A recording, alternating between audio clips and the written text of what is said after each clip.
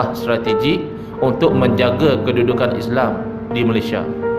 Jadi daripada 2008 dia bagi idea, sampai 2014 barulah tertubuh selepas mendapat perkenan daripada Majlis Raja-Raja. Jadi objektif IKSIM direkahkan adalah nama DIAN, Daulatkan Islam Agama Negara. Setakat ini CEO dia, bos dia orang Kedah juga, nama Datuk Nasir bin Desa. Jadi baru ni kami lancarkan satu projek, bukan nak minta derma ni, simpan mulut masing-masing. Nama dia DIPKI, Deklarasi Ijtima' Penegasan Kedaulatan Islam 2018. Kami dah buat di wilayah Persekutuan pada 1 April, kami dah buat di Selangor pada 16 April, dan yang terbaru yang paling hampir adalah di Kulim insya-Allah pada 24 April. Jadi yang mana rajin boleh pergi lah, tapi jauh juga Kulim tu. Kita minta benda yang lebih senang lagi daripada tu. Nanti saya akan bagi satu link pada AJK Masjid, minta AJK kongsi dengan jamaah. Klik di link tu, ada 7 tuntutan. 7 tuntutan ni bukan kepada rakyat untuk undi parti mana dah. Itu kerja orang politik, bagi mereka lah. 7 tuntutan ni kepada sesiapa pun yang nanti akan jadi pemerintah kerajaan di negara kita. Kita sebagai umat Islam menuntut dan mendesak supaya dia menjaga kedaulatan Islam, mengambil tindakan tegas kepada orang-orang yang nak menjatuhkan Islam, menghina Islam dan sebagainya. Kalau setuju dengan 7 tuntutan ini, tinggal nak tulis nama saja, type nama dan juga nombor IC, submit. Jadi akan terakam di situ salah satu tanda tangan daripada 1 juta tanda tangan yang sedang kami kumpulkan. Itu mukadimah ringkas tentang tempat saya bekerja sekarang, iaitu IKSIM. Baik, kembali kepada topik perbincangan kita. Sikap mengatakan satu perkara itu haram semata-mata kerana ianya tidak dilakukan oleh Nabi SAW, selain daripada bercanggah dengan Quran dan Sunnah, bercanggah juga dengan ilmu usul fiqh. Sebagai contoh tadi, ada orang mengatakan berzikir dengan menyebut lafzul jalalah mufrad Allah, Allah, Allah sahaja, itu tidak jumpa dalil. Sedang dalam Al-Quran Allah suruh kita menyebut Allah. Wazkuru boleh makna sebut, boleh makna ingat. Jadi kedua-duanya disuruh. Sebut Allah macam mana? Kata Allah kathira, banyak-banyak. Jadi bila orang tu sebut Allah, Allah, Allah, telah terpayung dengan ayat Al-Quran tadi dan ayat Quran yang lain, misalnya wadhkurisma rabbika bukratan wa asila, dan sebutlah nama Tuhanmu pagi dan petang. Apa nama Tuhan kita? Allah. Dan juga ijma', telah sepakat para ulama sehingga 8 kurun tidak ada ulama yang mempertikaikan zikir dengan menyebut Allah, Allah, sehinggalah pada kurun ke-8 ada seorang tokoh yang melanggar ijma' tersebut. Walaupun beliau alim, tetapi kealiman mana pun seorang alim tidak boleh sampai melanggar ijma' para ulama. Dan kiaslah kepada ibadah mahdah yang lain. Ibadah ada 2 jenis. Satu ibadah yang tidak mahdah. Ibadah mahdah dia terikat. Hak tu kita tak boleh nak pandai-pandai. Mungkin dia terikat dengan waktu. Misalnya sembahyang, kita kata susahlah subuh pukul 6 macam ni, kita tukar buat pukul 10 lah sampai office baru kita mayang senang. Tu tak boleh, dah diikat dengan waktu. Ada yang diikat dengan tempat. Contohnya kerja haji. Mana tahu orang tu dia rasa dia pandai pada orang lain, dia sampai nak wukuf di Arafah, dia kata Allah sesaknya orang. Dah kita pergi wukuf di Mina lah, tak ada orang nampak lapang lah, pergi wukuf di Mina. Itu haram, tak sah haji dia. Pasal itu ibadah yang telah ditetapkan. Tapi ada ibadah yang ghairu mahdah, yang Allah suruh buat, tapi Allah tak tetapkan nak buat banyak mana, nak buat di mana, nak buat bila. Contohnya zikir. Zikir ni Allah suruh zikir, tapi Allah puji zikir ni dalam semua keadaan. Allazina yazkurunallaha qiyaman wa qu'udan wa ala junubihim. Dalam tafsir jalan lain mengatakan maksud zikir berdiri, duduk dan berbaring, ai fi kulli halin, maksudnya pada setiap masa disuruh berzikir. Selawat pun begitu, disuruh nak selawat banyak kali, nak selawat sikit, nak selawat bila, nak selawat ramai, seorang, tak kisah. Yang penting Nabi kata lagi banyak lagi baik. Demikianlah baca Quran dan berdoa misalnya, ini ibadah yang umum, maka kiaslah ibadah yang umum sesama ibadah yang umum, hukumnya sama, nak buat bila, bagaimana dan sebagainya. dan sunnah. Cuba tengok. Dia tak perasan ayat Quran, dia seolah-olah tidak hirau ijma' ulama, dia seolah-olah tak pakai qiyas, dan sunnah pun dia hanya sempit pada perbuatan. Dia cari dalam hadis, tak jumpa satu riwayat Nabi duduk menyebut Allah, Allah, Allah, lalu kata dia tak ada dalil. Tapi sunnah perkataan kan sunnah juga. Kan Nabi SAW pernah bersabda, Nabi pernah berpesan, la yazalu lisanuka ratban bi zikrillah. Tak putih-putih lidah kamu tu basah dengan zikrullah. Kalau ayat Quran zikrullah boleh jadi makna sebut, boleh jadi makna ingat. Kalau dalam hadis ini khusus kepada sebut. Pasal kalau ingat lidah tidak basah. Bila Nabi SAW menggunakan ekspresi lidah kamu basah, bermakna makna daripada pesanan Nabi, tak putih-putih lidah kamu menyebut Allah. Jadi kita tak mau agama kita yang luas disempitkan dengan salah faham terhadap makna sunnah Nabi SAW. Dan malah tak perlu pun, ya, saya ni nak tekan break agak-agak dalam pukul 9, boleh berhenti. Kalau ada tuan-puan ada nak tanya soalan, kalau mampu saya cuba huraikan, kalau tak mampu wallahu alam. Nak cover dulu, kalau boleh kita nak buang satu takwim. Kita ada 3 takwim yang kita selalu guna. Pertama, takwim Masihi mula dengan Januari. Yang kedua, takwim Hijri mula dengan Muharram. Yang ketiga, nama dia takwim perbalahan tahunan. Hak ni dia mula dengan nak hujung tahun, berbalah pasal doa akhir tahun. Masuk awal tahun, berbalah pasal doa awal tahun. Masuk Rabiul Awal, berbalah pasal Maulid. Masuk Rajab, berbalah pasal puasa sunat Rajab. Masuk Syaban, berbalah pasal nisfu Syaban. Masuk Ramadan, Masya Allah Tabarakallah, panjang perbalahan dia. Bilangan rakaat tarawih berbalah, selawat selang tarawih berbalah, doa buka puasa berbalah, imsak berbalah. Nanti masuk Syawal, berbalah pasal ziarah kubur, takbir dan sebagainya. Masuk tahun depan, ulang balik perbalahan yang sama, letih.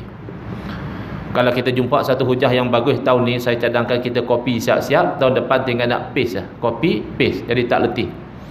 Lebih tak letih kalau kita boleh jangan berbalah. Cuba tengok. Bila berlaku perkara baharu yang dinamakan bid'ah, fa inna kulla muhdatsatin bid'ah, kata Nabi SAW, setiap perkara yang dia adakan namanya bid'ah, dia tak akan lari pada 3 kemungkinan. Dari segi hukum lah. Kemungkinan yang pertama, semua perkara bid'ah haram. Pasal apa haram? Pasal tak ada zaman Nabi, haram. Kemungkinan yang kedua, semua perkara bid'ah tidak haram, halal semua. Pasal apa pula? Pasal tak ada zaman Nabi. Barang tak ada zaman Nabi, tentulah Nabi tak pernah larang. Bila Nabi tak larang, halal. Okey, kemungkinan yang ketiga, sebahagian daripada perkara bid'ah haram dan sebahagian lagi daripada perkara bid'ah tidak haram. Manakah daripada 3 kemungkinan? Tidak ada kemungkinan keempat, ada 3 saja. Manakah daripada 3 kemungkinan ini yang realiti, hak tu kita pegang, yang mustahil kita ketepikan? Boleh jadi tak semua perkara baharu haram, mustahil.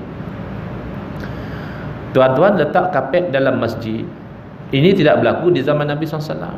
Masjid zaman Nabi tak dibuh kapet. Tapi mujuklah tak ada ulama kata haram.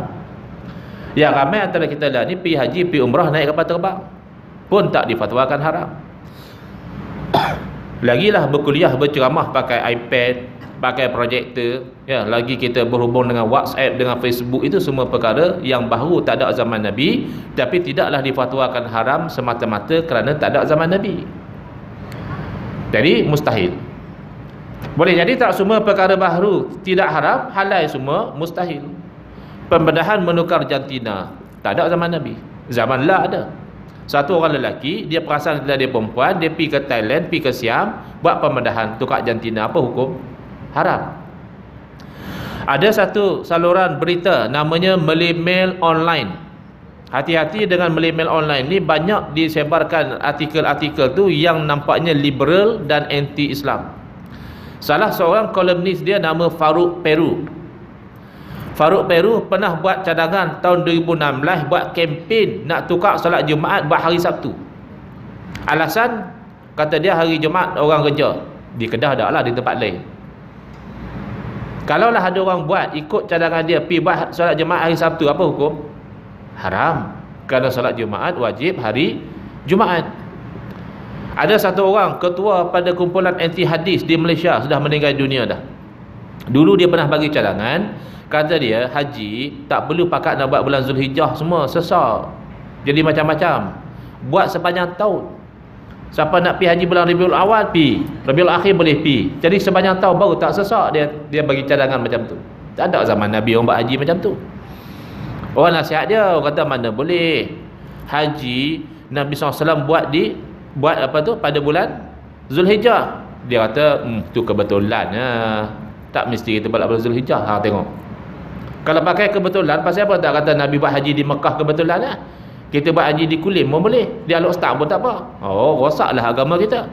Jadi ada perkara-perkara baharu yang tak ada zaman Nabi, kita nilai dengan neraca hukum, hukumnya haram. Nak kata semua perkara baharu tidak haram, mustahil. Akan ada yang haram. Baik. Jadi kalau semua perkara baharu haram mustahil, semua perkara baharu halal mustahil, maka nak tak nak kita pergi pada kemungkinan yang ketiga, iaitu sebahagian haram dan sebahagian lagi tidak haram. Punca di mana?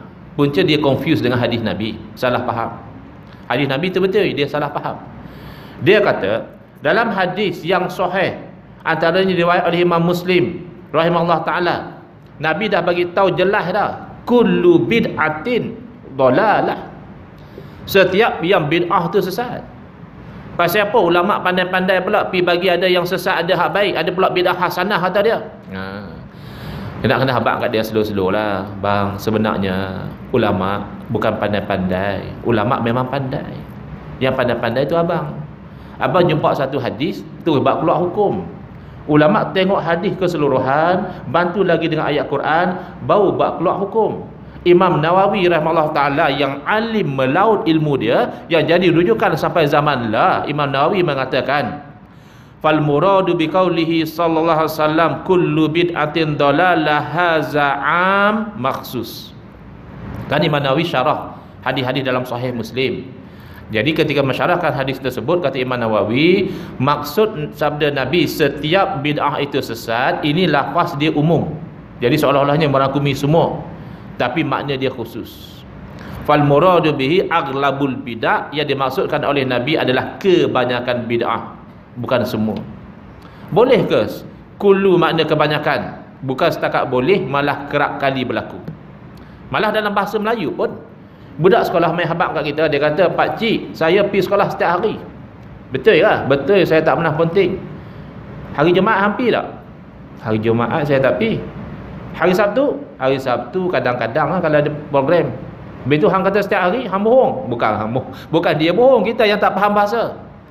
Setiap hari di situ maksudnya kebanyakan hari. Dalam satu minggu ada 7 hari, 5 hari yang sekolah dia pergi, 2 hari yang cuti dia tak pergi. Masih boleh dia kata pergi sekolah setiap hari. Itu baru dalam bahasa Melayu.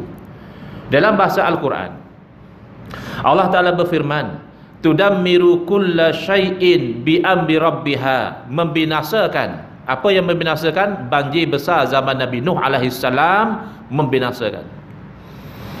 Apa yang dibinasakan? Kulla syai'in, setiap sesuatu. Kenapa dibinasakan? Bi amri rabbiha, dengan perintah daripada Tuhannya. Kalau ikut zahir ayat Quran, tak ada yang tak binasa. Pada masa berlaku banjir besar zaman Nabi Nuh alaihissalam, tak ada yang tak binasa. Pasal Quran kata kulla syai'in, setiap satu binasa. Tapi baca hujung sikit ayat tu, fa asbahu la yura illa masakinuhum, maka jadilah kaum Nabi Nuh tidak kelihatan lagi kecuali tempat tinggal mereka. Oh, jadi tempat tinggal tak binasa. Gunung ganang tak binasa, langit bumi tak binasa, sedangkan langit bumi syaik sesuatu. Mana ayat itu kebanyakan. Dalam suratul Kahfi, Nabi Khidir AS menerangkan kepada Nabi Musa AS, kenapakah beliau merosakkan sampan yang dinaik. Nabi Musa tegur, ni pasal apa rosakkan sampan orang? Kena tegur lagi. Jadi tak bolehlah nak mengaji, dah bagi syarat, jangan tanya macam-macam, tunggu saya habaq dulu. Tapi Nabi Musa AS melihat dengan zahir syariat, benda yang dari segi zahir syariat tak betul, dia tegur. Lalu Nabi Khidir terangkan, ammas safinatu fakanat limasakin, itu sampan milik orang miskin, katanya dalam 10 orang. Ya'maluna fil bahri, mereka kerja di laut, cari pendapatan guna sampan tu. Fa aradtu an aibaha, tadi saya nak rosakkan sampan tu ada sebab. Wa kana wara'ahum malik, di belakang depa tu ada raja duk kejar depa. Apa perangai raja ni? Iaitu ya'khuzu kulla safinatin ghasba. Raja ni akan mengambil setiap sampan sebagai rampasan. Kalau ikut zahir ayat, tak ada sampan yang tak dirampas oleh raja yang zalim ni. Asal nama sampan dia rampas. Pasal Quran kata kulla safinatin, setiap sampan. Tapi sepakat ahli tafsir mengatakan tidak semua sampan dirampas oleh raja ini, hanya sampan yang elok sahaja. Dan itulah hikmah dirosakkan sampan itu oleh Nabi Khidir alaihissalam. Dan ini kaedah yang besar dalam kehidupan kita, namanya irtikab akhaf ad-dararin. Orang putih kata choosing lesser of two evils. Pilih antara dua mudarat, hak mana hak kurang teruk. Hang pasal apa buat pilihan yang teruk macam ni? Oh, pasal pilihan lagi satu teruk lagi. Antara sampan kena rampas, langsung tak ada sampan, dengan sampan rosak boleh perbaiki balik, mana yang lebih teruk? Teruklah sampan kena rampas. Sampan masih ada, rosak pun boleh baiki lagi. Jadi yang penting kul di situ, walaupun maknanya setiap, makna yang sebenar adalah kebanyakan sampan. Dalam hadis Nabi SAW bersabda, kullu bani Adam ya'kuluhu turabu illa ajbaz zanam. Setiap anak Adam akan dimakan oleh tanah. Jangan sombong. Walaupun kita segak, lawa, cantik, gagah, perkasa, mati nanti reput dimakan oleh tanah, kecuali tulang sulbi. Tapi ada dalil lain yang mana Nabi SAW bagi tahu Allah mengharamkan ke atas bumi daripada memakan jasad para nabi. Demikian jasad orang mati syahid Allah pelihara. Malah jelas orang tu bukan nabi, tak pernah dengar pun kata dia mati syahid. Bila nak dialih jenazah dia atas satu keperluan, 20-30 tahun lepas dia dikebumikan, rupanya masih elok. Oh, tak betul lah hadis Nabi macam tu. Mana boleh hadis Nabi tak betul? Hadis sahih. Tak betul cara hang faham. Hang kena faham maksud kul di situ adalah kebanyakan anak Adam. Demikianlah kullu bid'atin. Kebanyakan bid'ah itu sesat, bukan ke semua. Baik. Jadi kita nak bagi selesai hak ni, insya-Allah saya berhenti walaupun dah pukul 9 lebih, sekali tergantung pula berhenti tengah jalan tak bagus, lagi lori langkah susah pula. Kita berhenti elok di stesen dia. Bolehlah lajak sikit. Baik. Oleh kerana kita dah setuju bahawa sebahagian perkara bid'ah haram, sebahagian lagi tidak haram, kita pi kepada langkah seterusnya nak tengok kayu ukur dia. Mesti ada beza. Hak haram dengan yang tak haram mesti ada beza.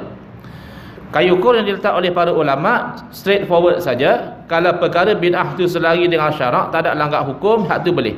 Hak tu boleh buat. Tapi kalau perkara bid'ah itu bercanggah dengan syarak, ada melanggar hukum, hak tu tak boleh. Misalnya Imam Syafi'i rahimahullah ta'ala yang meninggal dunia pada tahun 204 Hijriah, dia menerangkan al-bid'atu bid'atan, kata Imam Syafi'i. Benda bid'ah kata Imam Syafi'i dua jenis. Mahmudatun wa mazmumah, satu jenis terpuji elok, satu jenis lagi terkeji tak elok. Habis mana yang elok, mana tak elok? Fama wafaqas sunnata fahuwa mahmud. Mana perkara bid'ah yang selari dengan sunnah, dengan ajaran Nabi, hak tu terpuji. Wa ma khalafaha fahuwa mazmum. Mana perkara bid'ah yang bercanggah dengan sunnah, dengan ajaran Nabi, hak tu terkeji. Ini kayu ukur yang diletak oleh Imam Syafi'i, meninggal dunia 204 Hijriah. Pasal apa Ustaz dia sebut tarikh meninggal dunia? Nak habaq kata Imam Syafi'i ini ulama salaf, ulama generasi tabi'in, mengaji dengan anak murid Nabi. Pasal apa Ustaz dia tekan tu? Pasal ada sahabat kita mengaku salafi. Jadi salafi ni bagus. Salafi makna pengikut salaf. Jadi elok kalau dia tu jadi salafi, bagus. Pasal dia ikut salaf. Hak tak bagus apa dia? Dia mengaku salafi, bila ulama salaf keluar fatwa dia tak mau ikut. Satu yang tak bagus. Jadi kalau lagu tu dia panggil salafi, bukan salafi. Salafi kok ni, hampi kok tu. Tak betul lah. Jadi kawan-kawan kita dia tak setuju, dia kata tak betul Ustaz. Yang sebenarnya dalam bab bid'ah lagu ni, dia kalau perkara bid'ah yang menyangkut urusan dunia, hak tu tak apa. Ustaz sebut buh kapet dalam masjid. Memanglah masjid tu urusan agama, tapi buh kapet urusan dunia, tak ada masalah. Ustaz duk apa-apa naik kapal terbang pi haji. Memang pi haji ibadah, kami pun tahu, tapi naik kapal terbang tu bid'ah dunia. Dia kalau bid'ah dunia tak ada masalah. guna mikrofon, guna iPad, guna projektor, aircon dan sebagainya, memang semua tu bid'ah. Tapi bid'ah dunia boleh. Yang tak boleh bid'ah agama. Buat tahlil, buat selawat, buat maulid, lafaz usolli sebelum semayang, Nabi tak buat. Hak tu semua tak boleh, haram. Pasal bid'ah dalam perkara agama. Oh, lagu tu ke kita kata? Lagu tu lah. Sebab Nabi bersabda, antum a'lamu bi umuri dunyakum. Hampa lebih tahu tentang urusan dunia hampa. Jadi kalau dunia tak apa. Betul tak? Memang Nabi sabda macam tu. Tapi betul ke itu makna sabda Nabi? Maknanya kalau asal bid'ah dunia boleh. Cuba tengok 4 perkara, lepas tu kita berhenti insya-Allah. Pertama, hukum syarak. Adakah untuk tadbir perkara agama sahaja? Dunia tidak ditadbir oleh hukum? Orang yang mengaji bab fiqh, rubuk ibadat, okeylah, iaitu agama. Rubuk munakahat, nikah kahwin, cerai berai, rubuk tu dunia. Pasal apa? Ada hukum juga. Muamalat, jual beli, sewa menyewa, dunia. Pasal apa? Ada hukum juga. Jenayat, buat salah, nak bukti macam mana, nak hukum macam mana, itu bab dunia. 3/4 fiqh menyangkut urusan dunia. Hang senang hati boleh kata kalau dunia tak ada masalah. Cuba ambil contoh insurans. Bayar RM100 sebulan premium, sehari berlaku apa-apa syarikat insurans bayar pada kita RM150,000 misalnya. Ini bid'ah. Tak ada zaman Nabi. Tak diamalkan. Malah 300-400 tahun baru ni lah baru manusia beramal dengan insurans. Tapi bid'ah dunia. Jangan kata insurans takaful bid'ah. Takaful bid'ah. Ke ada zaman Nabi sahabat Nabi jadi ejen takaful? Tak ada. Takaful ni benda baru. Kalau ikut teori hampa, benda baru dalam urusan dunia, jalan pergi. Tapi pasal apa? Ulama' bincang. Ulama' seluruh dunia buat istimak, buat muzakarah, bentang retas kerja, bincang hukum insurans. Dan akhirnya, hampir semua ulama' mengatakan, insurans konvensional hukumnya haram. Padahal bid'ah dunia. Lebih menarik lagi, alasan ulama' mengharamkan insurans, kata mereka, kerana dalam insurans ada unsur-unsur yang bercanggah dengan syariat. Sama kalau macam kayu ukur Imam Syafi'i, wa in khalafaha, kalau bercanggah dengan sunnah ajaran Nabi, fahuwa mazmum. Walaupun dunia. Satu. Yang kedua, kayu ukur untuk digunakan dia mesti konsisten. Kalau tak konsisten, tak diguna. Kalau kita ada alat penimbang, alat penimbang hak besi baru ni, hak ada jarum, bukan hak ada apa tu, piring dua tu, hak moden ni, boh sebungkus gula dia baca 1 kilo, kita angkat letak balik dia baca 3 kilo. Mana satu yang betul ni? Angkat letak lagi sekali, tu dia baca 5 kilo. Boleh pakai tak alat penimbang tu? Tak boleh lah, pasal dia tidak konsisten. Baik, jadi antara kayu ukur Imam Syafi'i yang membahagikan bid'ah kepada bid'ah yang selari dengan syarak boleh, bercanggah dengan syarak tak boleh, dengan kayu ukur kawan-kawan kita yang mengatakan bid'ah dunia boleh, bid'ah agama tak boleh, mana satu yang konsisten? Hak tu kita nak pakai. Hak tak konsisten kita tak mau pakai. Baik, nak tahu konsisten tak konsisten kena test. Kita ambil satu bid'ah dunia, test. Kita ambil satu bid'ah dalam perkara agama, test. Boleh setuju tak yang abang kita buat lah ni bid'ah merakam video? Tak ada zaman Nabi. Boleh setuju tak ini merakam video ni asalnya dia bid'ah dunia je? Boleh. Jadi setuju merakam video adalah bid'ah dunia. Kita ambil sebagai contoh. Berdoa tidakkah perkara agama, perkara ibadah? Betul. Sebab tu kawan kita marah doa akhir tahun, kawan kita marah doa awal tahun pasal kata dia itu ibadah, Nabi tak buat maka haram. Jadi kita ambil satu contoh merakam video, lagi satu contoh berdoa. Soalan, apa hukum rakam video ceramah? Tak ada zaman Nabi, satu bid'ah. Lepas tu rakaman dia masuk dalam CD, 2 bid'ah. CD ceramah dia jual secara online. Memang zaman Nabi ada orang berniaga tapi tak ada online, 3 bid'ah. Apa hukum? Kawan kita jawab mudah, dia kata bid'ah dunia, Ustaz. Dah habaq dah, tak ada masalah. Habis kita yang ikut kayu ukur Imam Syafi'i nak jawab macam mana? Kita akan jawab, okey, tak ada masalah, pasal tak bercanggah dengan syarak. Tapi kalau ubah contoh tu, bukan abang ni lah, orang lain, dia pi rakam aksi lucah, 1 bid'ah. Rakaman lucah masuk dalam CD, 2 bid'ah. CD lucah jual secara online, 3 bid'ah. 3 bid'ah dunia lah. Hang nak kata okey ke? Makna kayu kok hang ada problem. Kalau hang kata okey, dengan hang-hang lah problem. Ada pula rakam video lucah okey. Nah, Yang kedua, kita ambil contoh baca doa. Doa tu ibadah. Kawan kita kata kalau ibadah Nabi tak buat, haram. Kita kata walaupun ibadah, kalau tak bercakap dengan syarak, walaupun Nabi tak buat, tak apa. Baik. Ada tak Nabi SAW pernah berdoa dalam bahasa Melayu? Ada tak bukti Nabi SAW pernah berdoa dalam bahasa Melayu? Jadi siapa doa dalam bahasa Melayu buat benda baru dalam ibadah. Ada tak Nabi SAW pernah berdoa minta anak-anak berjaya dalam peperiksaan SPM? Mengarutlah ustaz, mana ada SPM zaman tu? Maknanya Nabi tak pernah buat.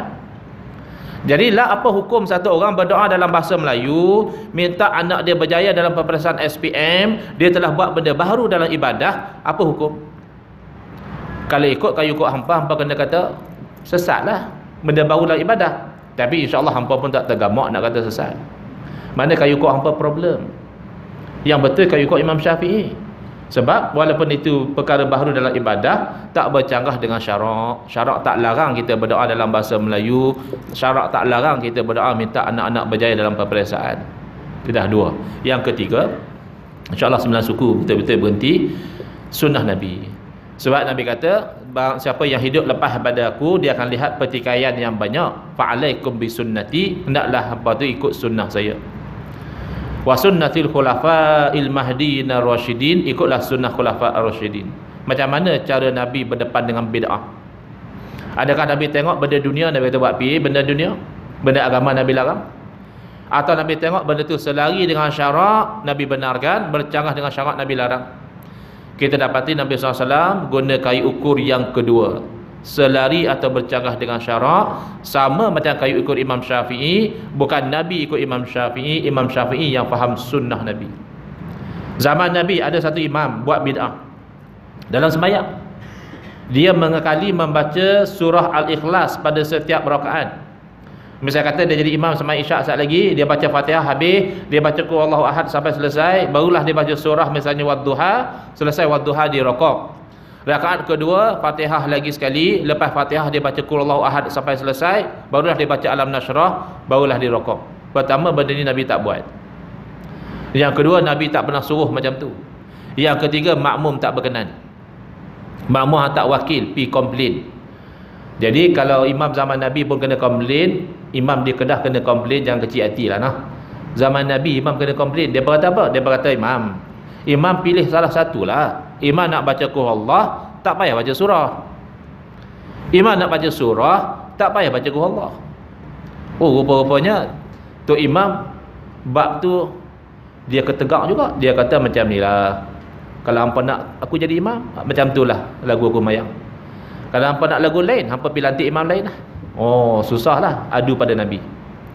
Kalau betul lah kayu ukurnya perkara baru dalam ibadah tu automatik haram, nescaya Nabi akan terus marah ya, tak perlu tunggu lama. Tuan imam baca Qul Allah saya tak rakaat, saya tak buat, saya tak suruh, imam pergi buat, ini ibadah, tak boleh. Patut Nabi habaq lagu tu. Tak, Nabi tanya pasal apa imam tak ikut. Makmum dah bagi cadangan, imam tak ikut pasal apa? Dia jawab apa? Inni uhibbuha ya Rasulullah, sesungguhnya saya tu kasih pada surah Al-Ikhlas wahai Rasulullah. Baik, kasih pada ayat Quran bercanggah tak dengan syarak? Oleh kerana tak bercanggah Nabi tak larang, malah oleh kerana baik Nabi puji. Nabi bersabda hubbuka iyyaha adkhalakal jannah, kasih kamu kepada surah tersebut memasukkan kamu dalam syurga. Mana Nabi mengiktiraf benda baru dalam ibadah, syarat jangan bercanggah dengan syarak. Kalau benda baru dalam dunia Nabi larang. Marketing strategi pemasaran, dunia atau agama? Dunia. Zaman Nabi satu orang nak bagi barang dia laku, yang tak elok dia letak di bawah, dia tindih dengan hak elok-elok di atas, dia nak jual kat orang. Nabi cek, Nabi selup tangan baginda, Nabi dapati yang di bawah tak elok. Nabi tanya dia, dia kata nak bagi laku. Nabi larang. Padahal itu bid'ah, inovasi dalam perkara dunia. Nabi kata man ghasya falaisa minna, barang siapa yang menipu dia bukan daripada golongan kami. Dan yang terakhir, oh alhamdulillah, ayat terakhir dalam mana-mana ceramah cukup menyegarkan. Yang lena dia bangkit balik dengar yang terakhir. Baik, Khulafa' ar-Rasyidin lagu mana? Khulafa' ar-Rasyidin buat bid'ah, tengok dunia boleh, agama haram, ataupun perkara yang selari dengan syarak boleh, bercanggah dengan syarak tak boleh. Cuba tengok bid'ah zaman Sayyidina Abu Bakar radhiyallahu anhu mengumpulkan Al-Quran dalam satu mushaf. Ada orang bangkang, dia kata kalau sahabat buat itu bukan nama bid'ah ustaz oi. Itu dah jadi sunnah, bid'ah. Dengan dalil pertama sabda Nabi, fa inna kulla muhdatsatin bid'ah. Setiap benda baru dulu tak ada namanya bid'ah. Yang kedua dengan dalil kefahaman Sayyidina Abu Bakar radhiyallahu anhu sendiri.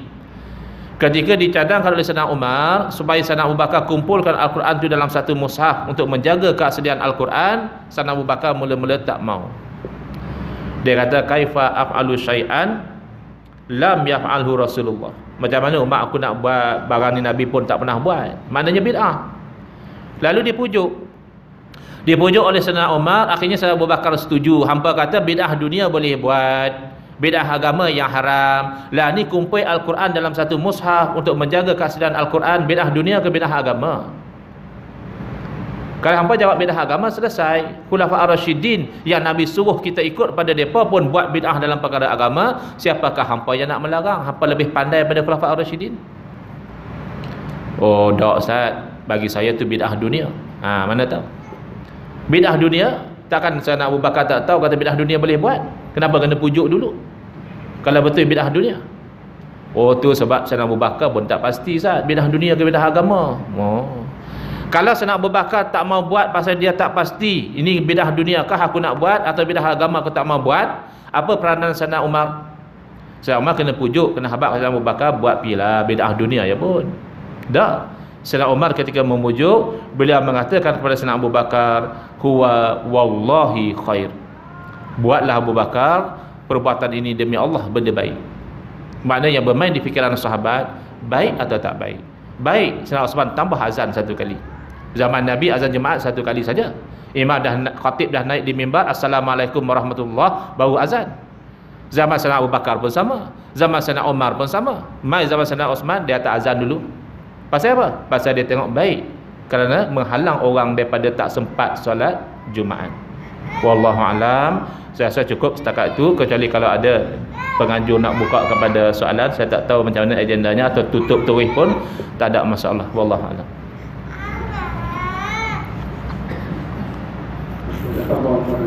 Jadi ini tuan-tuan dan puan-puan sekalian, kita bagi peluang pada kita untuk kita kalau ada soalan yang bertanya, mana kemungkinan dengan kuliah ustaz yang padat tadi, masa yang diberikan kepada kita lebih kurang 1 jam. Jadi korang bolehlah ustaz berikan peluang pada saya untuk bertanya bagaimana yang kita tak sampai yang tepat mana. Jadi dulu buka peluang. Kita ada apa yang nak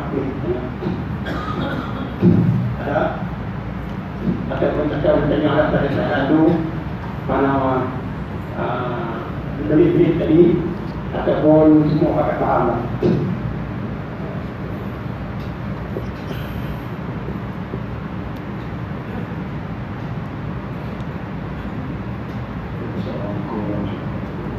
Waalaikumsalam. Seperti yang kita maklum, ada wujudnya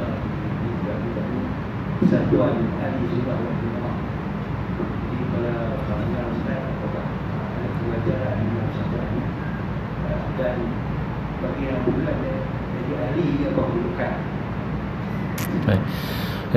Di Malaysia ada persatuan ahli sunnah wal jamaah, dikenali sebagai Aswaja. Dan ada juga lagi satu yang agak baru, nama dia Gabungan Ahli Sunnah Malaysia, nama dia GASMA.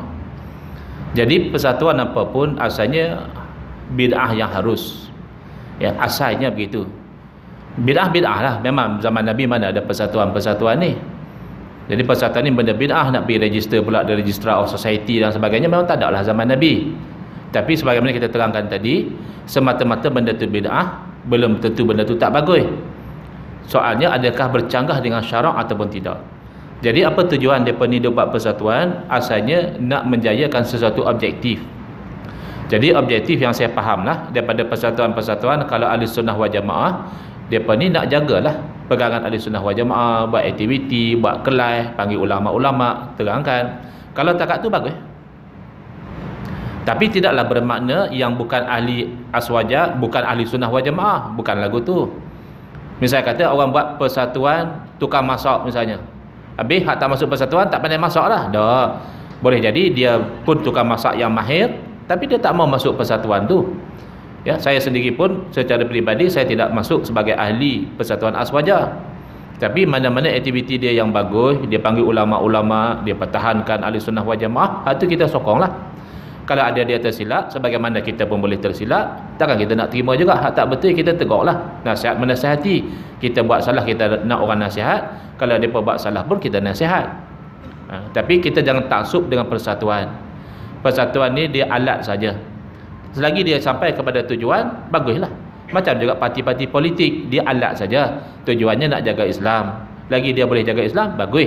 Tapi janganlah dijadikan alat itu sebagai pula kita nak berpecah belah, sampai kita nak putus saudara, sampai kita kafir mengkafirkan. Jangan sampai macam itu. Alat untuk sampai kepada tujuan.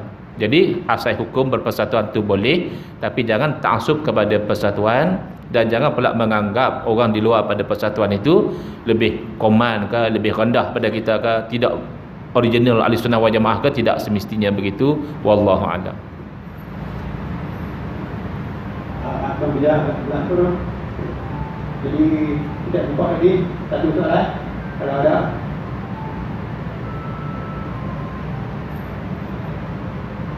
Ataupun muslimat yang di sebelah ada kemuskilan apa-apa.